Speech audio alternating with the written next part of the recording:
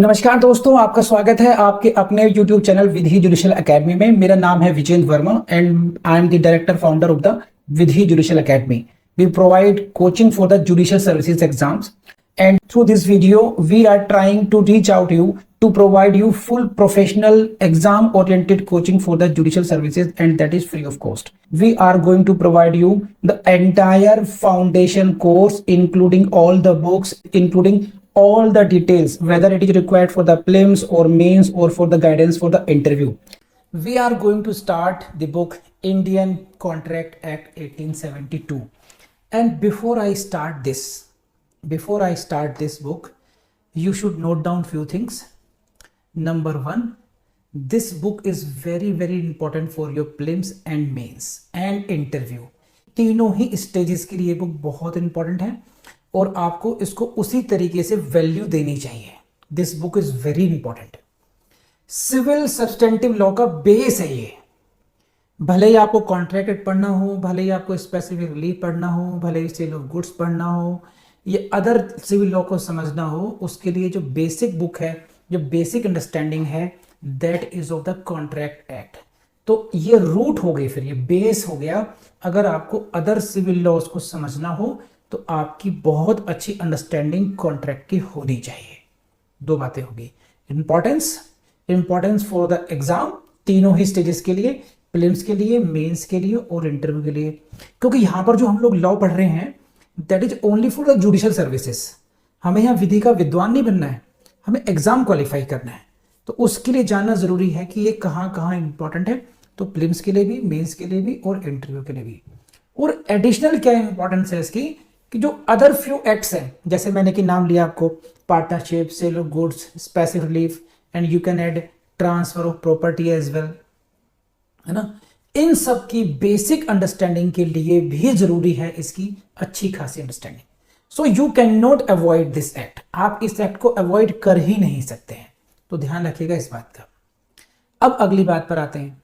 देखिए, इस एक्ट में खास बात क्या है, मैं तीन नाम लूंगा आज, कॉन्ट्रैक्ट एक्ट, आईपीसी और टॉट। जब हम टॉट की बात करते हैं तो we read only and only case laws, हम ओनली केस लॉज पढ़ते हैं। जब हम आईपीसी पढ़ते हैं तो बारिंग फ्यू एग्जांपल्स मेनली वो बेयर एक्ट से कवर हो जाता है। लेकिन कॉन्ट्रैक्ट एक्ट ऐसी चीज है जहां पर आपको बेयर एक्ट के साथ साथ जो केस लॉज है वो भी बहुत अच्छे तरीके से आने चाहिए, अदरवाइज गड़बड़ हो सकती है। तो here in this act you will have to read not only the Bail Act but also the case laws। लिखते जा रहे हैं आप लोग, ठीक। नेक्स्ट कम्स कि हमें इसकी तैयारी कैसे करनी चाहिए। तो देखो, मैं आपको अपना एग्जांपल दे सकता हूं, और मेरे एग्जांपल देने का मतलब ये हो सकता है, आप कह सकते हैं कि the one who has qualified this exam, जिसने एग्जाम को क्वालिफाई किया है। तो भैया सेक्शन 2 से लेकर के 30 तक, कहां से, सेक्शन 2 से लेके 30 तक तो आप मुझसे ऐसे सुन सकते थे जैसे कि आप 2 से पहाड़ा शुरू करते हो, 2 का टेबल से लेके 20 के टेबल से रुकता नहीं है, लगातार नॉन स्टॉप। तो I expect the same from all of you कि आपको इसका बेयर एक्ट और as it is in exact wording, you can not take risk in contract act. Contract act की जो ब्यूटी है, इतना मजेदार सब्जेक्ट है because of the language use there, वहाँ जो फ्रेजेस हैं, तो आपको स्किप नहीं करना है कोई फ्रेज, और ये भूल करके भी कोशिश ना करें सब अपने आप तो रंग खां बन जाएंगे, आप अपने वर्ड्स में लिखेंगे, ऐसा मत कीजिएगा। आपको एग्जैक्ट लैंग्वेज कहाँ से कहाँ कह रहा हूँ, ओनली अप टू सेक्शन 30 बोल रहा हूँ मैं। सेक्शन 31 ऑनवर्ड्स हम लोग फिर सिलेक्टिव हो जाएंगे कि वहां पर हमें कुछ ही सेक्शंस को ऐसा है जहां पर और मेहनत करने की जरूरत पड़ेगी। 31, 39, 56, फिर 68 से लेकर के 72, फिर 73। तो हर एक सेक्शन को मैं बहुत डिटेल में नहीं पढ़ना है, सेक्शन 56 ऑफ कोर्स, ठीक। लेकिन सेक्शन 2 से लेकर 30 तक के जो सेक्शंस हैं, यहां पर आपको, जैसे मैं कह रहा हूं, आपको यहां पर केस लॉज भी रखने पड़ेंगे और यहां पर जो बेयर एक्ट तो यू होना चाहिए आपका। Next is what is the target. देखो, तो कॉन्ट्रैक्ट एक्ट प्रीलिम्स में अगर आपके आ रहा है तो आपका टारगेट होना चाहिए, ज्यादा नहीं बोल रहा मैं आपको, है ना, इसमें कुछ कम ज्यादा हो भी नहीं सकता। यानी कि अगर 20 क्वेश्चंस आ रहे हैं तो आपको 20 ही सॉल्व करने हैं। अगर 15 आने हैं तो 15 और 10 आने हैं तो 10। इट मीन्स 100% परफॉर्मेंस के बिना काम चलेगा नहीं आपका। वजह क्या बता रहा हूं, उसका लॉजिक है। अब इसके कंपैरिजन पे आप आ जाइए दूसरे सब्जेक्ट सीआरपीसी, एविडेंस, सीपीसी। ठीक, ये जो प्रोसीजरल एक्ट्स हैं इनमें कई बार आप न्यू लेटेस्ट केस लॉज में कहीं ना कहीं इलझ सकते हैं। ये बेचारा एक ऐसा है, आईपीसी एक ऐसी है, ये कभी आपको लेटेस्ट लॉज की तरफ लेके नहीं जाते हैं। जो ट्रेडिशनल केस लॉज हैं, जो leading case laws on the topic हैं, उनको ही कीजिए, उनको अच्छा कर लीजिए, वहीं से काम बनेगा। आपको कोई 2022 2021 इस तरीके के कोई केस लॉज डेवलप ना होते हैं, ना ही करने की जरूरत है आपको। तो क्या हो गया, आपका जो सिलेबस है वो बहुत ज्यादा कन्फाइंड हो गया है। ही कितने section, out of 75 we have to do 30 और 20 मान लीजिए, 50 से कम सेक्शंस ही करने हैं हम लोगों ने। तो उतने सेक्शंस को bare act plus case laws को हमने अच्छा कर लिया, तो it is very much possible, ये संभव है, 100% परफॉर्मेंस पॉसिबल है। मैं कहता हूं सीआरपीसी में भी ऐसा करो, लेकिन वहां कहीं ना कहीं इतना वास्ट हो जाता है, 482 सेक्शंस को कवर करना, फिर केस लॉज, एफआईआर, कॉग्निजेंस, बहुत डेवलपमेंट है केस लॉस का। बेल पर ही आपको लेटेस्ट केस लॉस मिल जाएंगे, डिफॉल्ट बेल पे केस लॉस मिल जाएंगे सीआरपीसी में। तो चाह करके भी आप शायद संभावना कम रह जाती है। तो कॉन्ट्रैक्ट एक्ट में ऐसी पॉसिबिलिटी है कि यहां पर आपको बहुत ज्यादा पॉसिबिलिटी इस बात की कि आप ये ऐसा स्कोर कर पाए। आप इसको ऐसा समझ सकते हैं जैसे कि आपको कोई मैच खेलना हो क्रिकेट का, और आप इंतजार कर रहे हैं कि ये मेरा मन पसंदीदा बॉलर मेरे सामने आ जाए, तो मैं इसकी 6 बॉल में इतना अच्छा स्कोर कर लूंगा कि मेरी एवरेज अच्छी हो जाएगी। तो ये वही फेवरेट बॉलर है जो 6 बॉल्स फेंकेगा, जो 15 बॉल फेंकेगा, जो 10-20 बॉल फेंकेगा, और आपको 100% स्ट्राइक रेट इसमें लेना है, सो दैट आप अदर बुक्स के जो स्ट्राइक रेट कम भी होता है तो उसको एवरेज कर पाए आपको। तो ध्यान रखना, ये आपके लिए अलग बात होगी, आपका ऑब्जेक्टिव हो गया। इंटरेस्टिंग तो है ही है। इसके बाद की गारंटी मेरी, 20 आउट ऑफ 20 क्वेश्चंस कहां से आएंगे, कैसे सॉल्व होंगे, एग्जामिनर आपको कहां कहां आपको कंफ्यूज करने की कोशिश कर सकते हैं, कैसे निकलना है, उस सब की 100% जिम्मेदारी मेरी। आपकी सिर्फ जिम्मेदारी इतनी है कि आप लोगों ने इन क्लासेस को मिस नहीं करना है, और दूसरी बात, इन क्लासेस के बाद में जैसे मैं कहूं उस तरीके से आपको याद करना है और रिवीजन करना है। आपका काम हो जाएगा। आपको कहीं रिसर्च करने नहीं जाना है, आपको यहाँ वहाँ से नोट्स कंपाइल नहीं करने हैं। जो काम मजदूरी वाला काम है वो सिर्फ मैं करूँगा आपके लिए।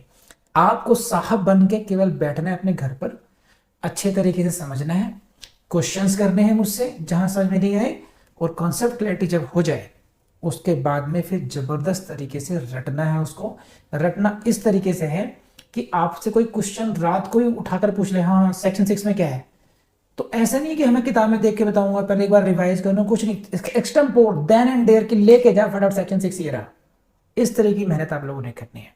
तो आई बिलीव कि ये जो ओपनिंग रिमार्क्स थे इससे आप काफी कुछ समझ गए होंगे, एंड कहीं पर कोई क्वेरी तो मुझसे बात कर लीजिए, वरना फिर मैं सब्जेक्ट को शुरू करता हूं। कम ऑन, चलिए साहब, so let's start. Opening remarks में देख चुका हूं, और फिर हम लोग बात करते हैं। So in my teaching I will be guiding you कि यहां से प्रीलिम्स में क्वेश्चन आएगा, वहां से प्रीलिम्स में क्वेश्चन आएगा, बट इट डजंट मीन कि वो केवल आपको प्रीलिम्स के लिए कराया जा रहा है। फॉर द गॉड सेक आप ऐसा मत सोचिएगा। मैं आपको बताऊंगा कि यहां से मेंस में क्वेश्चन आएगा, यहां पे मेंस में क्वेश्चन आएगा, वो मैं प्रीलिम्स को इस तरह पॉइंट आउट कराता हूं ताकि आप भूले ना उसको। ठीक है, इसका मतलब ये नहीं कि मैं केवल प्रीलिम्स के लिए पढ़ा रहा हूं। ये जो क्लासेस होंगी प्रीलिम्स और मेंस दोनों के लिए ही होंगी। इन एडिशन क्या होगा कि बाद में हम लोग mains oriented answer writing classes कर लेंगे अलग से, कि इनका आंसर कैसे लिखना चाहिए, जो हम करते भी आए पीछे भी। ठीक है, तो please go to section 1 and this is what, go to the board. Section 1 only important for your prelims, only important for your prelims. Short title, this act may be called Indian Contract Act 1872. Please write down P4 prelims। यहां से question बनता है तो सिर्फ year से बनता है, ध्यान रखना इस लाइन से। They can give you the options like this: 1872, 1873, 1882, 1909, like this. They can confuse you. So don't forget this, it is 1872. Exact name होगा पूरा का पूरा ऐसे ही, और ईयर चेंज करते चले जाएंगे वो आपके प्रीलिम्स में। यहां से क्वेश्चन बनता है तो बनता क्या, प्रीलिम्स के लिए बनता है। extent and commencement, it extends to the whole of India and it shall come into force on the first day of September 1872, 01/09 1872। इस डेट को घोट करके पी जाइए, ये आपको कहीं ना कहीं कभी ना कभी एक नंबर जरूर दिलाएगी। Very important for your prelims. कुछ समझाना नहीं है। दूसरी बात, next, saving. Nothing herein contained shall affect the provisions of any statute, act or regulations not hereby expressly repealed। यहां से क्वेश्चन बन सकता है आपका, ये है सेविंग क्लॉज। और ये थोड़ा समझा देता हूं कि मान देखिए 1872 के एक्ट के आने से पहले, 1872 के कॉन्ट्रैक्ट एक्ट के आने से पहले अगर कोई स्टैच्यूट या कोई भी कानून, कोई भी रेगुलेशन था जिसको एक्सप्रेसली रिपील्ड नहीं किया, यानी कि वो भी एग्जिस्ट कर रहा है और अभी कॉन्ट्रैक्ट एक्ट भी आ गया है, तो क्या उसको कॉन्ट्रैक्ट एक्ट अफेक्ट करेगा या नहीं करेगा? आप मेरी बात समझ रहे हैं? इसको ऐसे समझिए, देखिए आप प्लीज सी द बोर्ड। देखिए, there were certain acts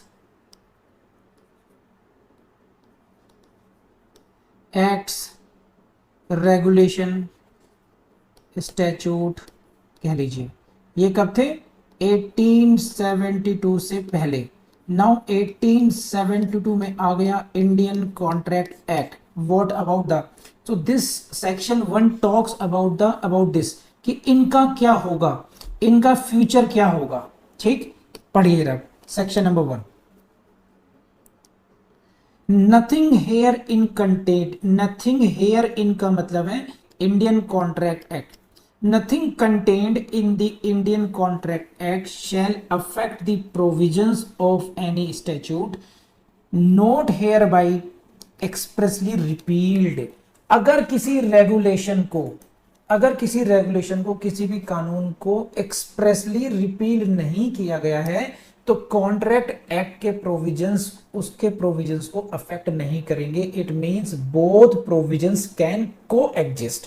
got it? तो यहां से प्रीलिम्स से क्वेश्चन बन सकता है।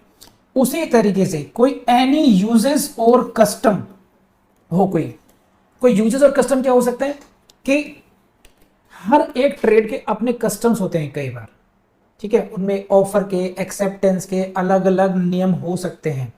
अगर वो कस्टम्स इस प्रोविजन के, कॉन्ट्रैक्ट एक्ट के विरुद्ध नहीं जा रहे हैं, ध्यान रखना यहां पर क्या है, not inconsistent with what the provisions of this act. This act का मतलब इंडियन कॉन्ट्रैक्ट एक्ट। अगर कोई क्वेश्चन आपको यहां से बन सकता है कि if there is any usages or if there is any custom which is not inconsistent with the provisions of this act, इस कानून के प्रावधानों से इनकंसिस्टेंट नहीं है अगर, तो वो यूजेस, वो कस्टम भी एग्जिस्ट करेगा। इंडियन कॉन्ट्रैक्ट एक्ट उसको ओवरराइड नहीं कर रहा है, उसको रिप्लेस नहीं कर रहा है।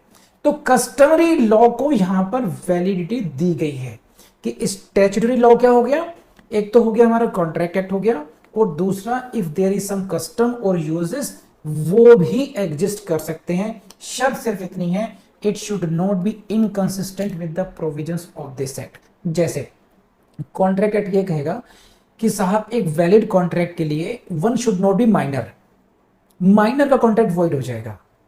तो अगर कोई कस्टम ये कहता है कि साहब नहीं, माइनर भी कॉन्ट्रैक्ट कर सकते हैं, तो फिर वो कस्टम जो है वो कहलाएगा inconsistent with the contract act और वो वैलिड नहीं रहेगा। तो छोटी सी बात याद रखिएगा, प्रीलिम्स के लिए इंपॉर्टेंट है, बहुत इंपॉर्टेंट भी नहीं है। दोस्तों मुझे पूरी उम्मीद है कि ये वीडियो आपको बहुत पसंद आया होगा। एंड देखिए अपने YouTube चैनल को, आपका अपना YouTube चैनल है विधिशूल एकेडमी, इसकी प्लेलिस्ट को जरूर टाइम देकर के आप देखते रहिए। वी आर कॉन्स्टेंटली अपडेटिंग दोस्त, तो कौन कौन से वीडियोस हम डाल चुके हैं, आपको यकीन मानिए जुडिशरी की कोचिंग के लिए या फिर इस लेवल के किसी भी एग्जाम के लिए आपको कहीं भी जाने की जरूरत नहीं होगी। Thank you very much.